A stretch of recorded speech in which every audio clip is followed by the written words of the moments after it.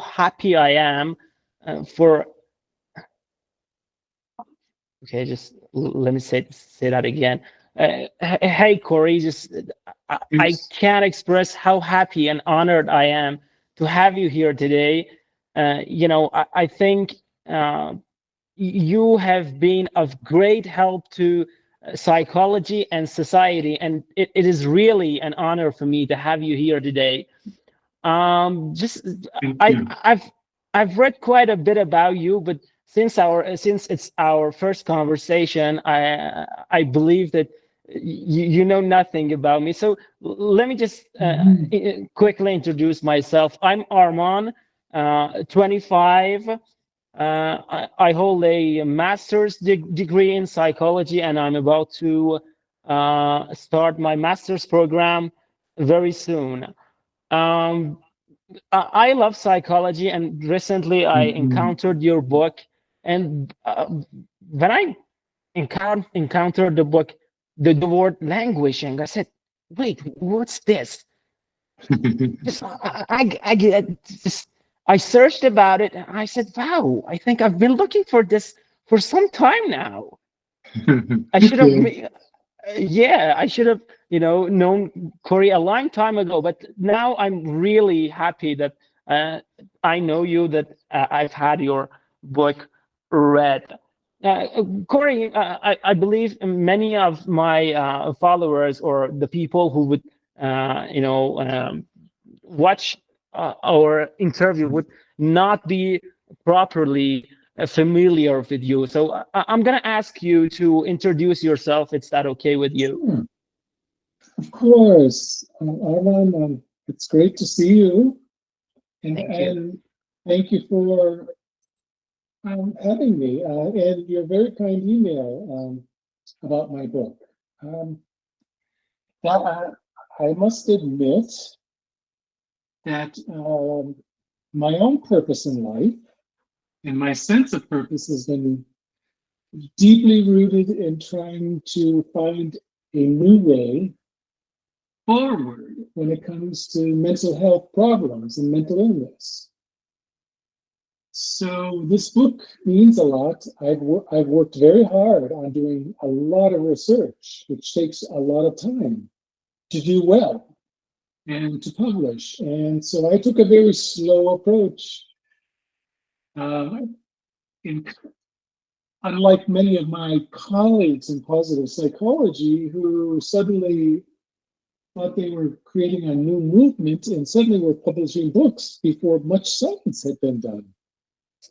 And while it was somewhat frustrating for me to wait, I knew I wanted to do a book that was based on some very sound research. And so all of that is to say, first and foremost, I have been very blessed to be able to be a scholar.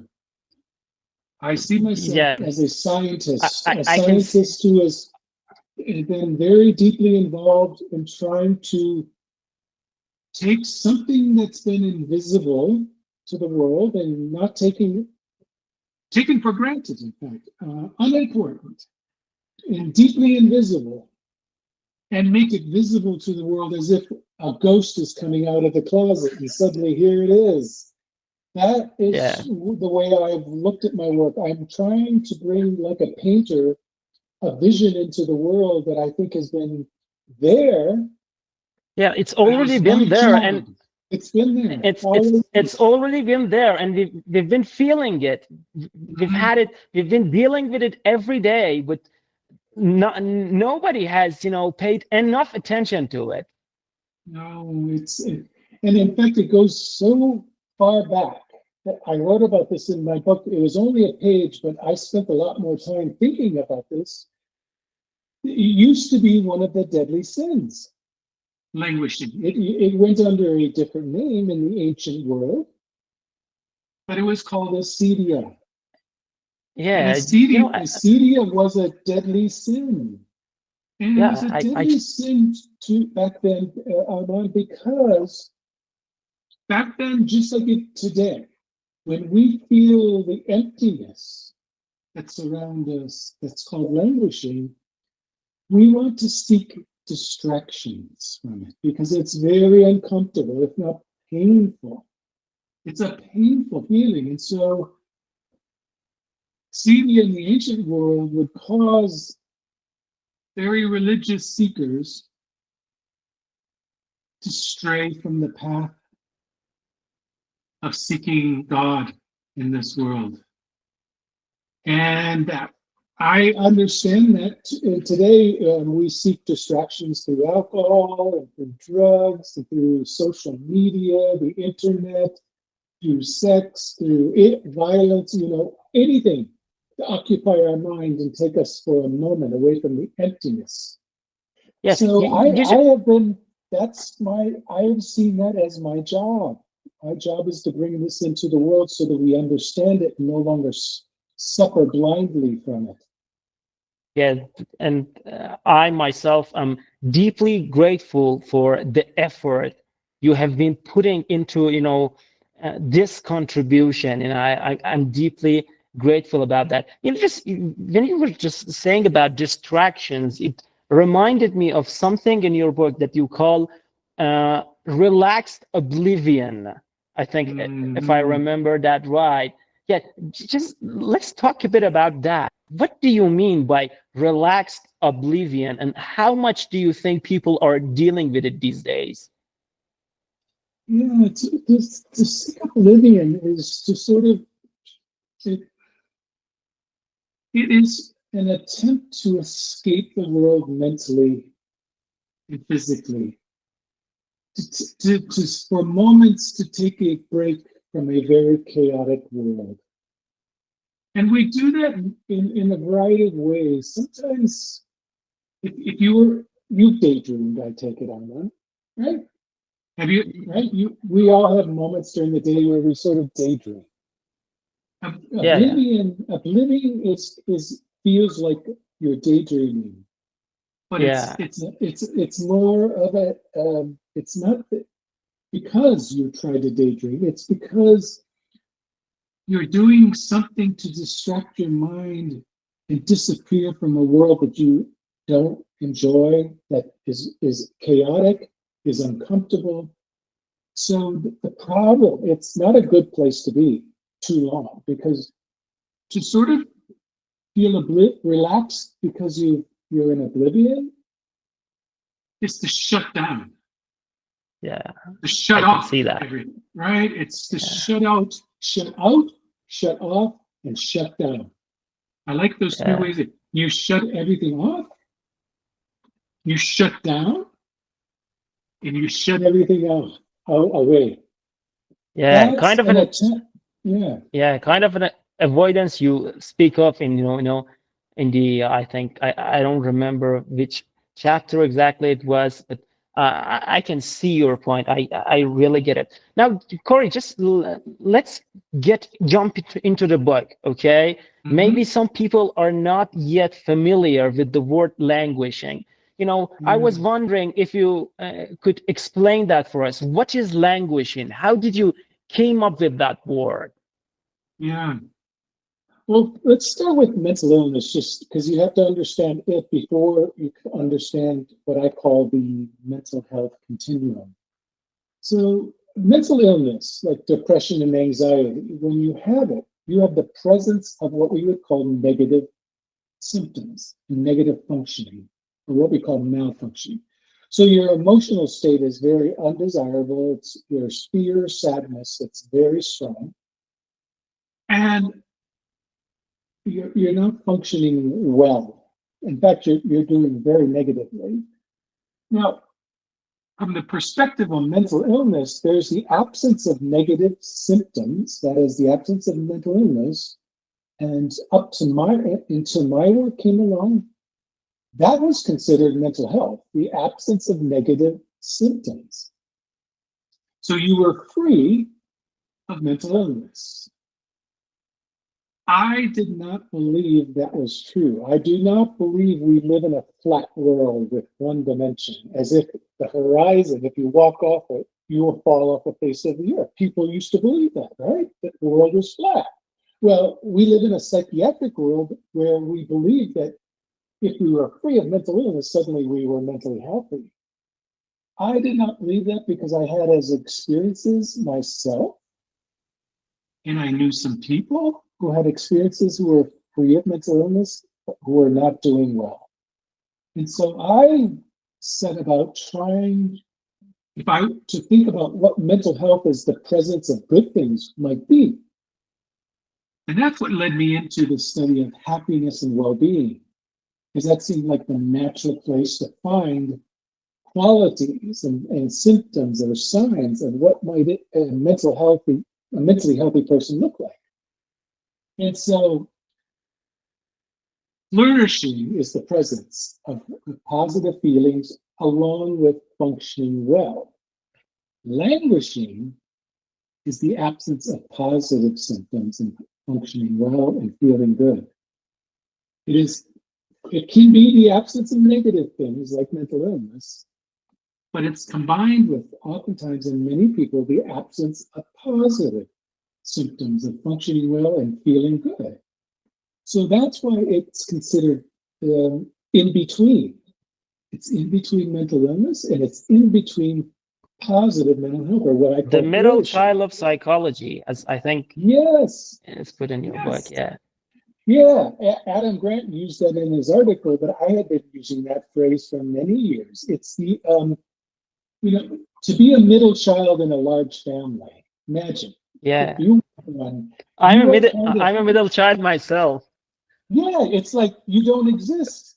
Like there's the little kids that come along after you who get attention, and then there's the grown-up older kids who always got the attention, and you're kind of like, yeah, here I am, but nobody notices me. I know how it feels. I know how it feels. Exactly. So if you're a middle child in a large family, you know what we're talking about, because languishing is often the absence of negative things. It's the absence of positive things as well. That's where it starts. Now, Armand, I'll end by saying, often languishing is a gateway for many other problems in life. And long before you've had mental illness, if you slide into languishing, it's a risk factor for mental illness. And so for many people with a mental illness like depression and anxiety, not only do they have the presence of negative signs and symptoms, they also are languishing. They have nothing positive going on in their life. And that's a bad combination, to be mentally ill and languishing on top of it. Yeah.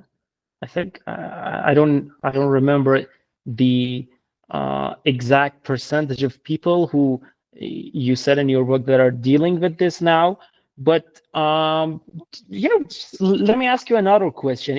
When I look at the word languishing, okay, I know that the word languish has already been there before you, okay, but you yourself actually coined the term languishing. Okay, this ing that you, yes, yeah, I get it. This ing that is added to this word, it feels to me like, it's languishing. Is languishing that something that you actually do? Are we, when we are languishing, are we really doing something? Well, we exist, but we don't feel very alive. That's another way to think about it. To languish is to exist. Now, think of plants. Now, plants can languish. Things in nature can languish. They're still there. They still exist. They're kind of alive, but they're not doing well, and they look as if they're starting to die. To languish, human beings are like everything else on this planet. We were planted here, literally. We were planted here through the process of birth into a world where we were supposed to grow, To grow is everything, and everything in nature, just like, and humans are part of nature. We feel well and do well when we feel we're growing. And when we're growing, we feel alive. That's flourishing. When we're languishing, we exist, but what you're doing is barely enough to stay alive. And that's why people who are languishing often describe it as if I feel dead inside. I feel like I'm dying inside. I feel stuck and stagnant. The word stagnant is like nothing is happening. So what they're really doing is barely existing. Mm-hmm. I get that, and I thank you for going into details for me. I was really curious about that. Corey, let me ask you another question. Despite the fact that you were involved in the launch of the positive psychology movement, and I also know that you co-hosted the very first summit on positive psychology in 1999.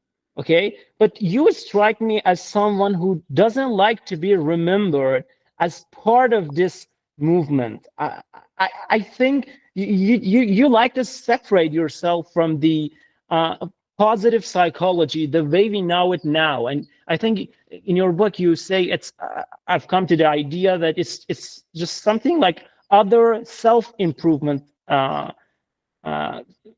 philosophies. I just wanted to ask you this: how do you feel about positive psychology today? I don't know if you how close you were with Martin Seligman, or if you are or not now, but I want your honest answer. How would you feel about positive psychology now? I still think it has no cause. It has no purpose in life except the idea that because we focused on negatives up to now, somehow we're supposed to ignore what's all the problems in life and the suffering in life, and now we should focus on the positive. That was, if you read Martin Seligman's sort of paper that says, here's why I want to launch positive psychology. It was because we solve most of the world's problems. There's suffering, but there's enough science on the negative. Let's not focus on the positive. I do not trust anyone who wants to go about doing something who doesn't care about the world's suffering. I don't trust it. I do not believe science works best when we have a cause that's bigger than our own ego. Yeah, when I read your book, I've been reading your book, and I feel like you have a very realistic, approach toward being a human and being mentally healthy, when it comes to that. Because I think you never forget about the suffering we have, That's what I love about you. Myself. I'm very honest about the fact that what you're reading comes from a person who has struggled deeply with a lot of the world's anger and violence. My first 12 years in this life, the grown-ups in my life tried to literally destroy me through violence and aggression and assault and abuse. And a lot of people have to deal with these kinds of things, not just as children, but throughout most of their adult life. And I have had to struggle with the legacy of a lot of people's anger and violence because it was placed on me, not because I did anything to deserve it, just because I was there. They did not want me. I was brought into this world as a child, not wanted. They did not want me.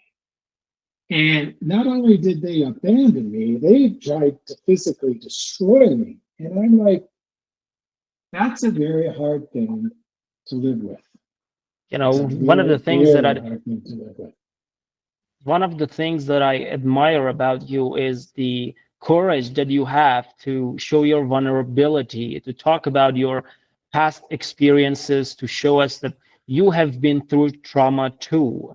You know, and it was actually one of the questions I wanted to ask you. Wouldn't you be worried that you might be judged, you know, as someone weak when you talk in details? Or I can see that you're totally specific about your experiences, not just talking about them, but you go there into details. And I was wondering, that takes a lot of courage, you know? Well, thank you. To me, there is no other way, because that's the only life I have. And for many years, I would play a pretend game with myself. I wish I had been given a different life, but that's just not real. We're all given one life, and we have to do the best we can with it. Now, for many of us, it's not fair. I get that. It's not just. And the fact is, I can't change that on my own. I can change, however, the way I live. I do not have to be a victim of my own circumstances, no matter how bad the circumstances may be. The ultimate choice we have is to choose a different way to live. Now, in order to do that, you can't pretend. You have to face reality. Because if you don't face reality, you will not make the choices that require you to grow. And the greatest revenge, Armand, the greatest revenge I see in this life is to live well despite the fact that the world wanted you to live a horrible life. Treated you like you were less than. I do not accept the world's judgment of me. They're wrong. They're wrong. I am not a piece of trash. I will prove you wrong every step of the way.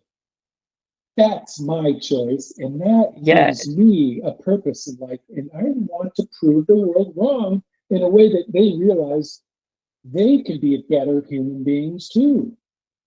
Yeah, you refer to it as a mantra that you have. You say that you will not defeat me. You will not win.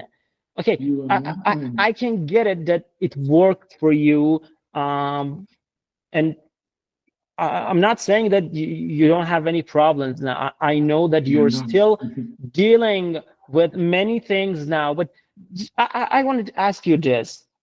Okay, can we say this to everyone? Can we tell them that no matter what you have been through, you can always make a change? Can we say that to, you know, everyone?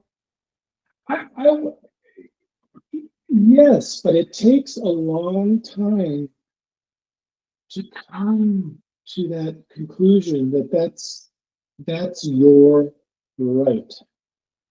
That's your God-given ability. That whatever you believe in this world, that there's a higher power. Whatever it is, it has given us the right to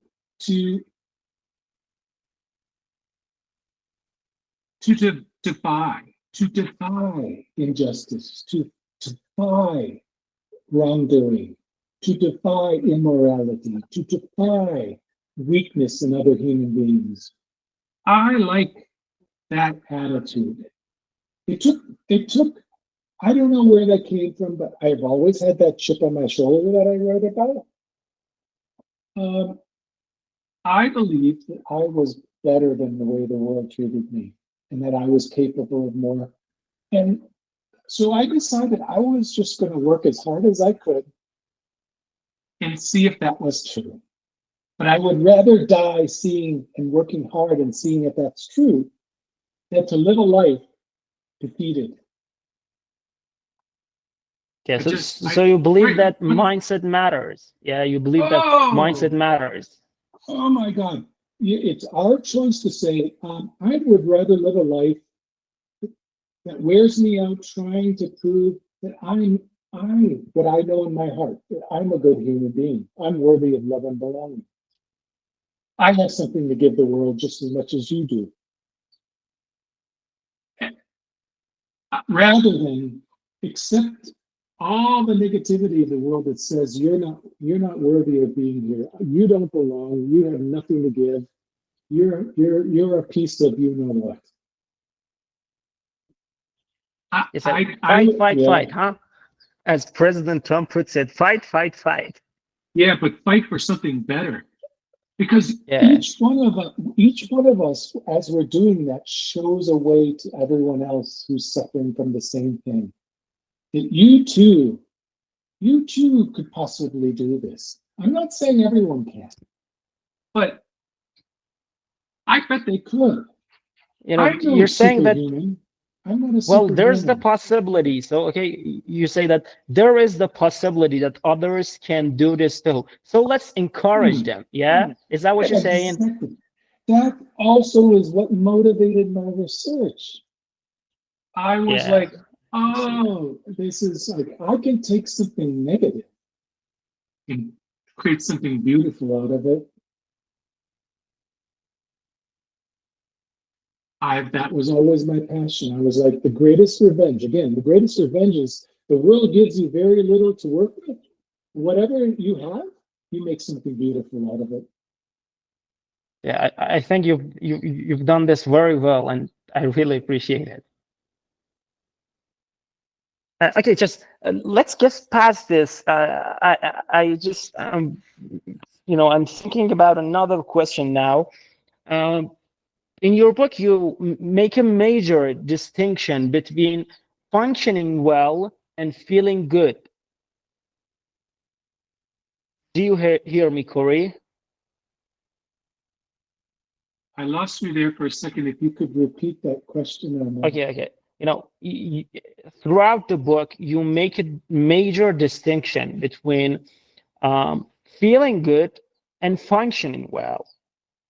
Okay, and you prioritize functioning well over feeling good.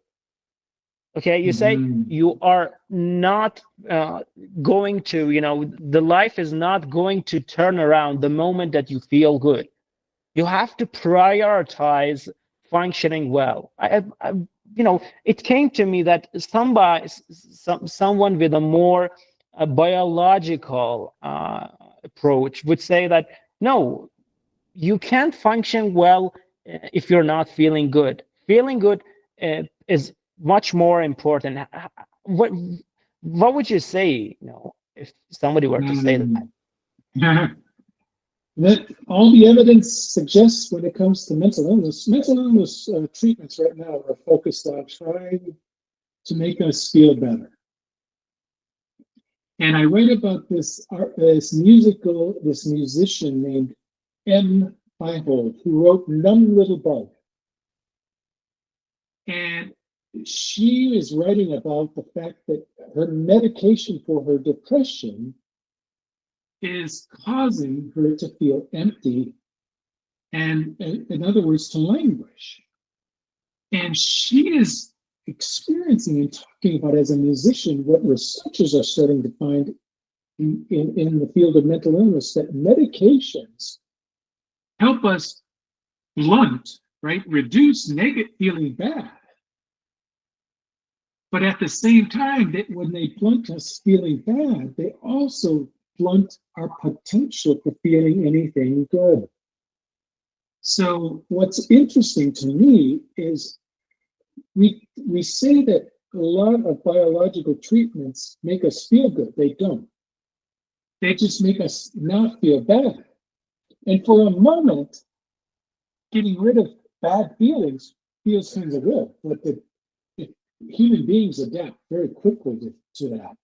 It takes only a couple of weeks for many of us, 4 to 6 to 8 weeks. And we're like, I felt good, but now I don't feel anything, right? So when you walk into a very bright room, right? Your eyes are like, and all of a sudden, it takes a minute or two and you're like, I've adapted. That's what happens to medication that's designed to make you feel good. It doesn't make you feel good technically. It just gets rid of negative symptoms, but it dampens your negative symptoms, and it also makes it much harder for you to feel any positive emotions. So the first response to your question is, biological treatments don't make people feel good. We just think they do because they get rid of negative symptoms, and people only feel good for a short time. And then they adapt. And then they feel nothing, like numb little bugs. The reason is emotion is designed by evolution to be temporary. We're not supposed to feel good nonstop, nor are we supposed to feel bad nonstop. So the problem with prioritizing feelings and feeling good is that you will chase them and they will go away. You will get them and then you will adapt and they will go away. And all you're doing is chasing something you cannot hold on to. A butterfly, you said in the book. A butterfly, yes. I keep trying to catch it and I get it in my net. And as soon as I try to reach it, it flies off. I can't hold on to feelings because feelings are not meant to be permanent. They fleet, they go away. Functioning well, like trying to find a purpose in life, trying to contribute things to your community and your family, trying to feel confident that they can express your ideas, building a sense of acceptance, trying to challenge yourself to grow and become a better person. Those are some of the qualities of functioning well. It takes work to get better at those things. Human beings like challenges. Now, I write about my students in my happiness class. I could give you everything you want right now. Would you take it? And they say, no, I want to earn it. It would not feel good for me to just to give me everything I aspire to have. Even though they say they want really good things in life, they want to be really good in their career. They want to become a doctor, a lawyer, right? If I could give them a degree right now, they say, well, that would be nice, but I wouldn't take it. Now, why? Because I want to earn it. Once you've earned something and worked hard to get it, it's hard for the world to take that away. You've worked hard to become better, excellent at something. And once you've gotten good at something, you start to feel good about using your skills, your ability for good. And that's the point Aristotle made, the great philosopher who said, human beings need to work on becoming excellent at being better human beings, rather than putting feelings first, because when you become a better human being, you will feel good about yourself for good reasons. So happiness is a result of working on functioning better.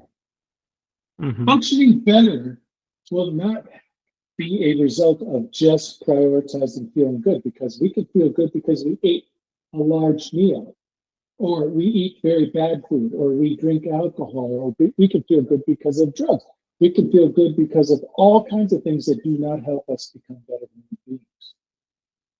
Yeah, personally, I really love that idea, because, when I think of happiness as the state of feeling, mostly happy, when I look at that and compare it with the reality, with what's going on around us, I say, well, that's not going to happen to anybody. Nobody's going to have, nobody's going to have that happiness.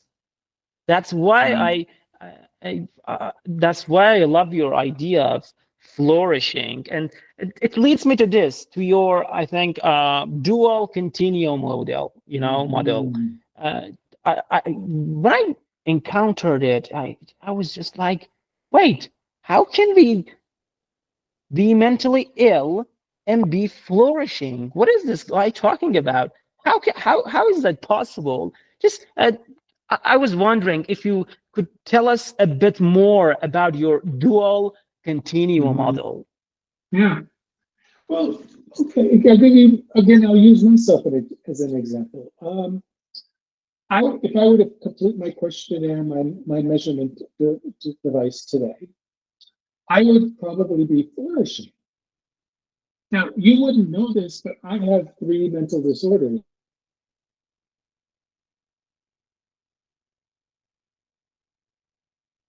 I'm actually pretty normal. I'm actually pretty engaged. I'm enthusiastic. And yet I have 3 mental illnesses. They never go away, and they just recede into the background and come out of the background and into the foreground. They come back and they come forward. They never go away. That's a lot like many physical illnesses today. We don't get rid of them, we just manage them, right? Now, I have 3 mental illnesses, and yet here I am flourishing. Now, how is that possible? Because I'm managing my mental illnesses, and I'm doing more than managing my mental illness. I'm focusing on mental health. I want to stay in recovery. I want to be in full recovery. I experienced early on in my life that getting rid of the negative symptoms of depression and PTSD is simply not enough. And there's good research that backs this up now. You can get rid of your mental illness symptoms, but it could just leave you languishing.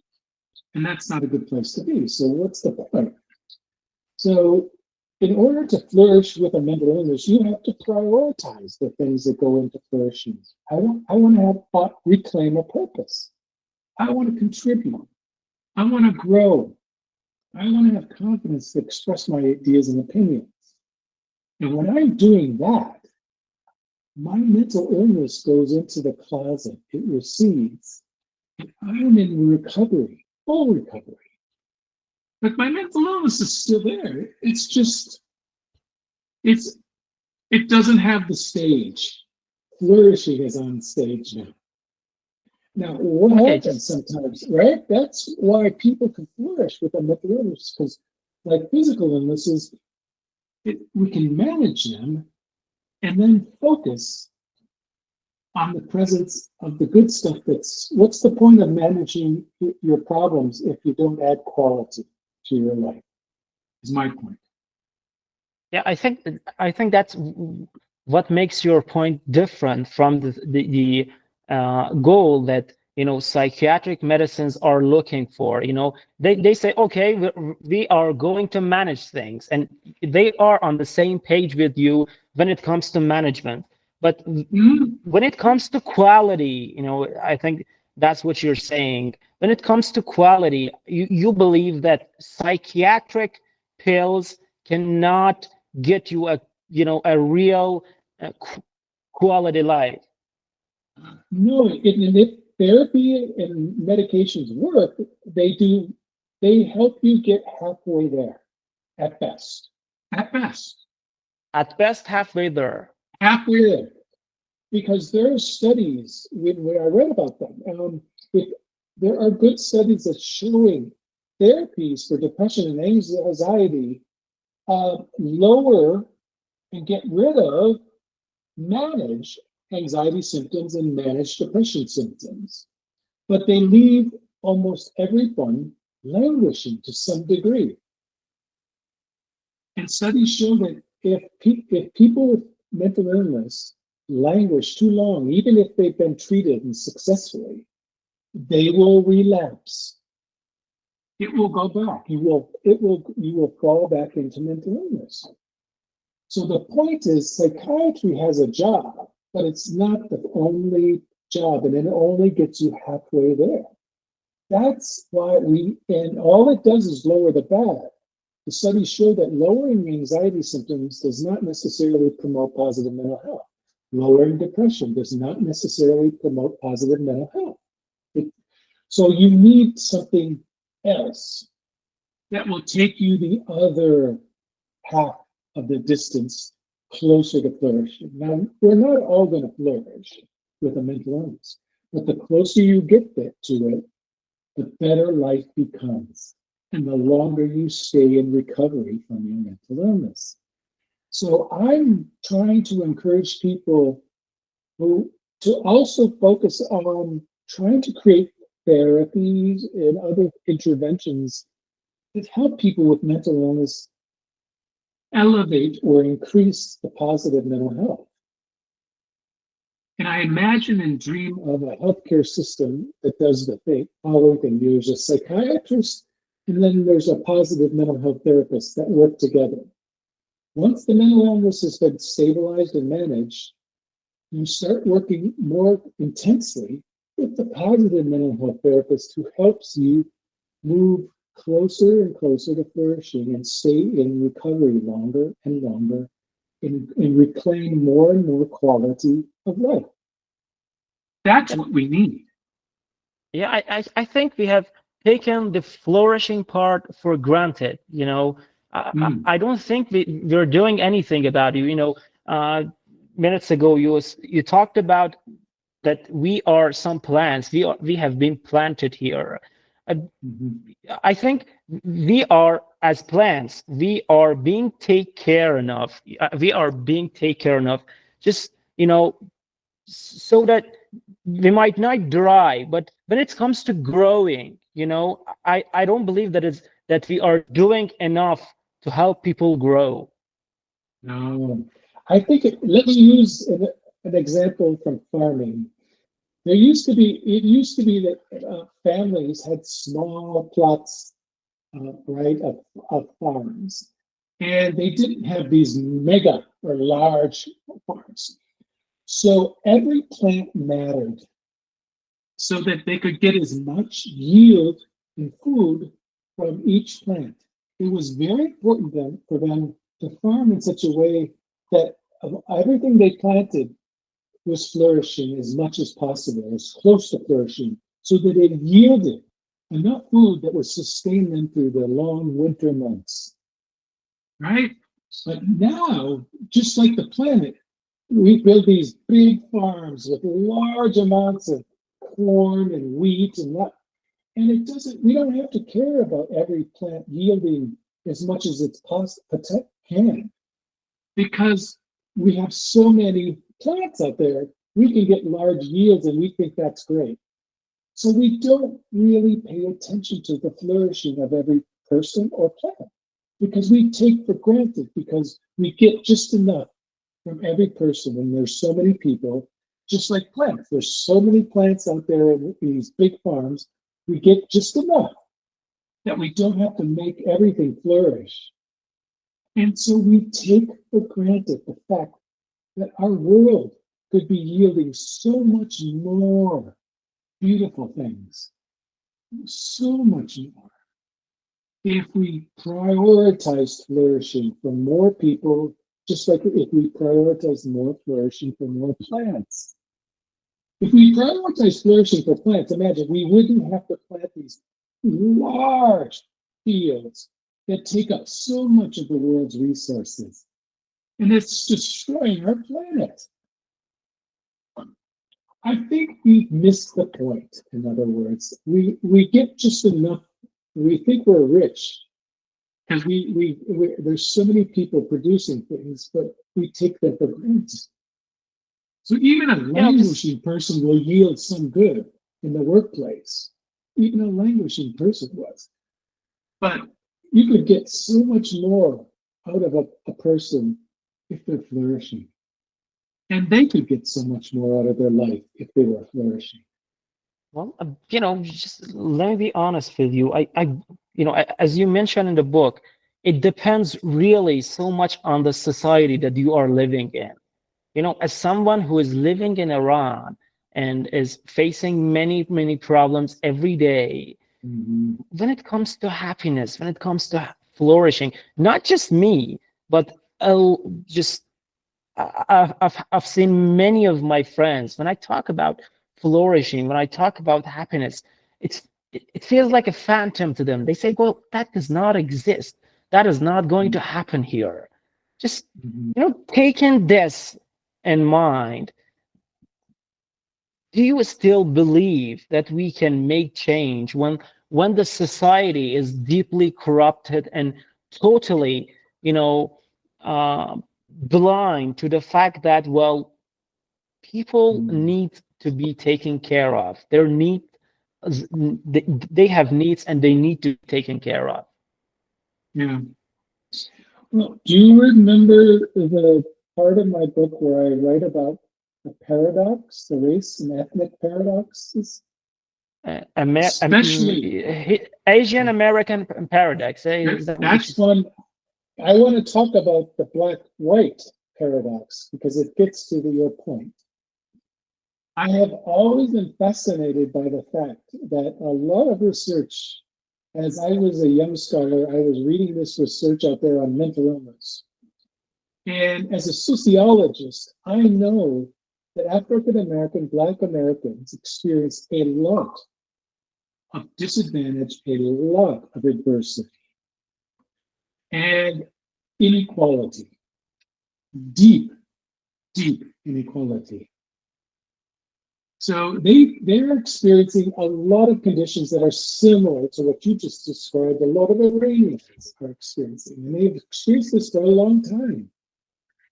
And yet, there was this really challenging finding. You would have predicted that Black Americans have higher rates of mental illness than white.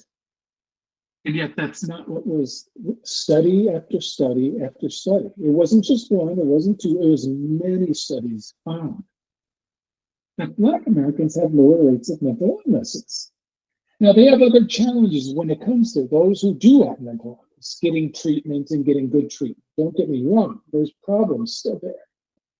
But then I came along and said, is that true when it comes to flourishing? Is it possible that some groups of people experience disadvantage, inequality, and a lot of adversity, and yet are able to flourish? Yes. It's still the case that African American, Black Americans have higher rates of flourishing than white Americans and Asian Americans in this country. Yes. Now, I was surprised. Yeah, and in one sense, this doesn't surprise me. If you read this book, it's called Tribe. It's by a journalist named Sebastian Junger, and he writes about how some communities become supportive and cohesive and integrated and challenged when they experience adversity, real strong adversity, like crisis and chaos and environmental catastrophes. Like during World War II, he writes about the research that found, contrary to what people believed, the people in London who were being bombarded constantly didn't become violent, aggressive, or mentally ill. They became supportive, communal, and caring, because adversity has this potential to either make people fearful and retreat, or suddenly realize they need each other, and only together we have to solve a problem. It can unite you in a common purpose, as it does African American, Black Americans, right? Their response to racism and inequality is, we will overcome. Have you ever heard that expression? That's a very famous expression of the civil rights movement. It doesn't say, I will overcome. It says, we will overcome. Yeah, I think so what you're referring to, they need each other, they have a purpose, and it's a remarkable story of resilience. That's possible. Now, it's also the opposite. There's lots of examples where communities do not work together when they're experiencing crisis. But there's other examples where groups of people, when they're experiencing crisis, say, well, now we have to work together Now we have to cooperate. We need each other. We need community. And we have a purpose that we each matter, and we have to work together to solve a problem that the government isn't going to solve. Again, we're back to choice. We have a choice about how we're going to respond to adversity. I'm not blaming people for feeling hopeless sometimes. I'm simply saying, sometimes in your darkest moments, the only choice is to succumb, to give into the darkness, or to choose that we need each other. We have to work together. We have to That's build the spirit we need. That's the spirit we need. And you know, when you talk about your vitamins, you deeply emphasize on the fact that we as society need to cooperate. Mm-hmm. Very much. Speaking of vitamins, you know, when I read them, you know, playing really caught my attention. You know, you refer to playing as a deeply biological need.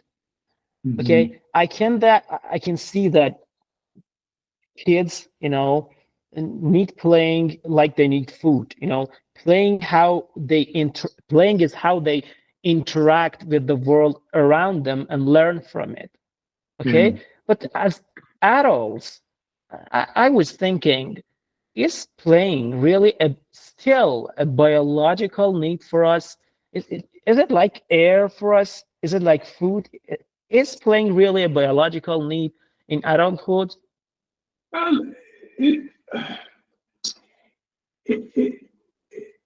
To some degree, but not to the same degree as it's very important for children, because human beings have the capacity to learn and grow throughout our entire lifespan.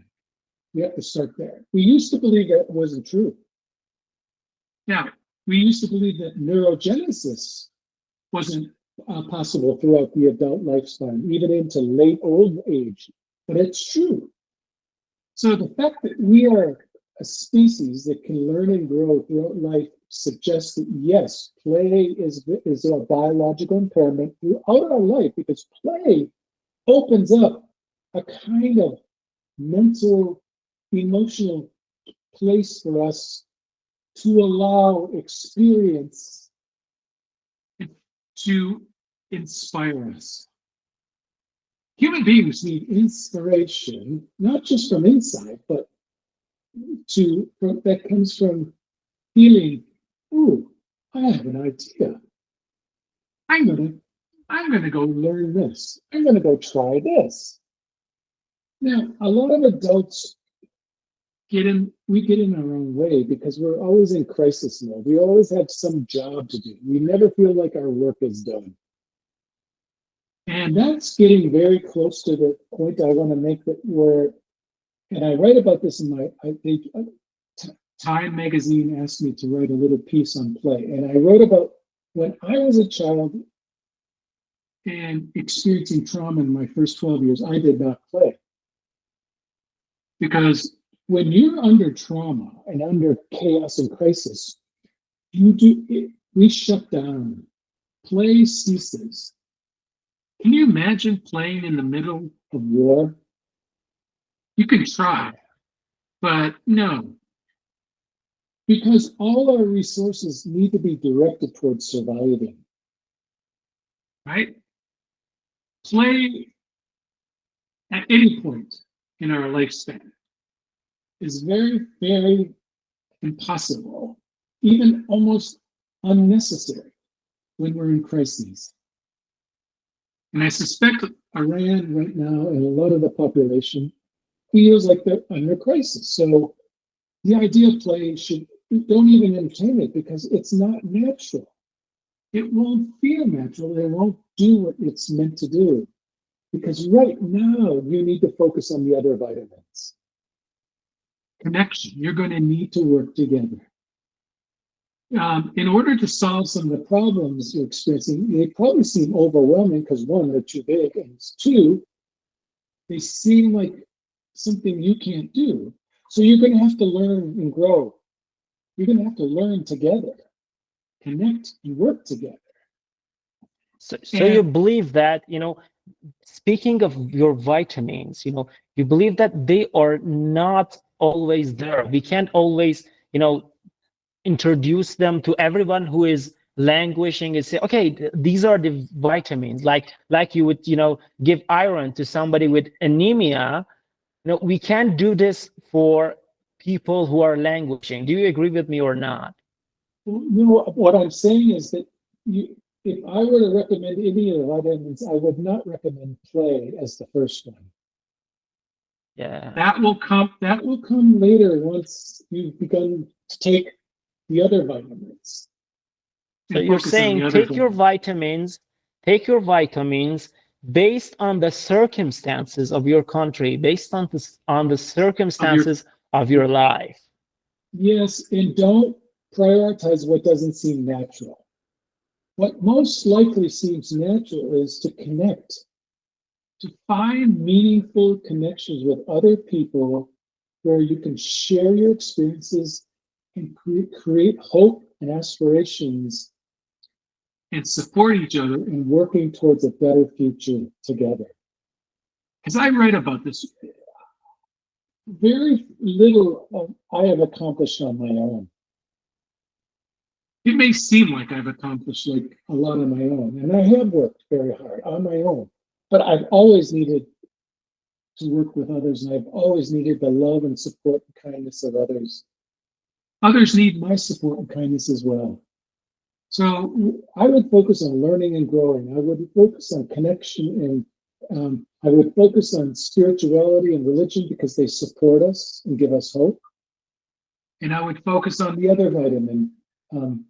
I'm blanking on it. The fifth one. It'll come to me. But not play. Helping others. Yeah, helping others. Helping each other. Connecting, helping, spirituality, religion, and learning. Those are the things that seem more natural under most conditions. Play will not seem natural under chaos and adversity and violence and disarray. Yeah, I get it. I get the point that you are trying to make. Corey, I think I don't have any more questions, though I like to talk to you much more than this, but I think we need to wrap this up, just, is there anything that you would like to say to, I don't know, to anybody who would read your book, or any Iranian who would be trying to reach you?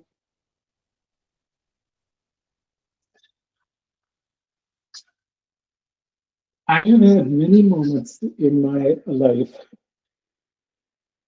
where I felt, for days, maybe longer, that it was hopeless, that things, right? That it was not, nothing would get better. And I've mentioned that because I think right now, I suspect that's the way it feels right now, life in Iran, after what's happened in the last month or two. Yeah, people are dealing with a lot of pressure. Yeah, and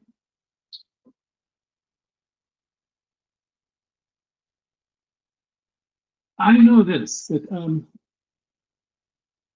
in many instances for me, it took crisis to create an opportunity and a reason for me to try something new. So it may not seem like it now in Iran, but when things get bad, there's a moment when you start to realize it's an opportunity for people to imagine a different, better way to live together. Yeah, thank you. Right, it does. It creates an opportunity But you will feel hopeless at times. And then the hopelessness will suddenly come to a point where either I just give up or I imagine something better. And then I realize I can't do this alone. And I wonder if others are thinking they want to imagine a better future together. Yeah, I think Now, many of the Iranians are imagining a better future, and I really, really hope that, because we've been through a lot, like a roller coaster of different emotions, and I really, really feel for my people, for all the people who are living in Iran or any other Iranian anywhere in the world. I really feel for them, and I know that they have been through a lot lately, and we should not be, we should not repeat the inadequate approaches of the past that have brought us to this dark day, and I think people are doing not everybody, but people are generally doing what they can do best to, make a different future for themselves and their families. Yeah, and imagine a world where you could imagine that future, not by having to force the government's hand, by trying to get it to listen to the what we call the will of the people. The will of the people, yeah. The will of the people is not a negative thing. You could spend your whole life as a government trying to control the will of the people, and it will require so much resource and negativity. When in fact, giving voice to the will of the people can give you the opportunity to create a government that imagines its role. It's still powerful. It still has a place. Yeah, I'm really looking forward to that day. It doesn't have to force people. It attracts people to live in a way that it imagines itself. Yeah. Thanks. Thank you. That's a beautiful thing. If we want to give will in the same way, imagine forcing a flower to grow. A flower to grow as a corn stalk. A flower is designed to. Okay, Matt, do you know a plant called corn or wheat? Okay, right? okay. Each plant was imagine trying to force a flower to be a wheat. It's never going to be wheat. You can't force it to yield wheat. But that's the way a lot of governments operate. Well, I don't want flowers growing. I want to force a flower to yield wheat, and you will never get it to yield wheat. Recognize what is before you, in front of you, and let it bloom.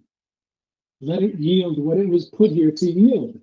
Human beings were put here to realize their potential, to grow, not be suppressed into something they're not. A flower isn't meant to be a yielding wheat any more than a plant that's meant to yield wheat is supposed to bloom like a flower.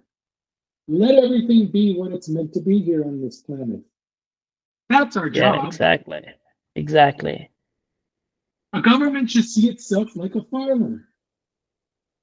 Yeah, I think many of them are forcing people to be what they're not. Exactly.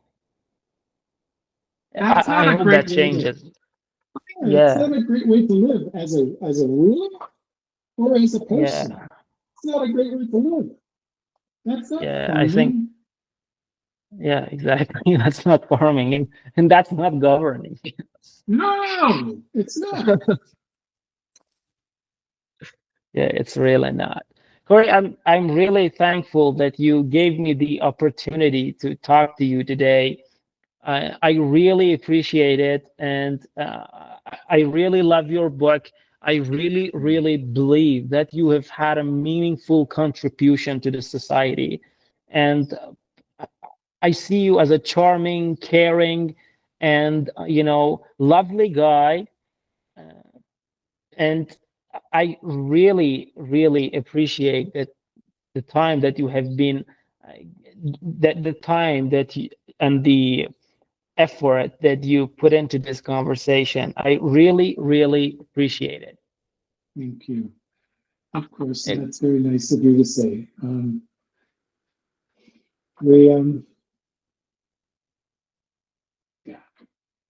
Yeah. I wish you all and your listeners well, because I know what it's like to struggle. Not in the conditions you're struggling, but I know the pain and suffering and struggling. It's hard. Yeah. And yet there is something out there that's better. It is there.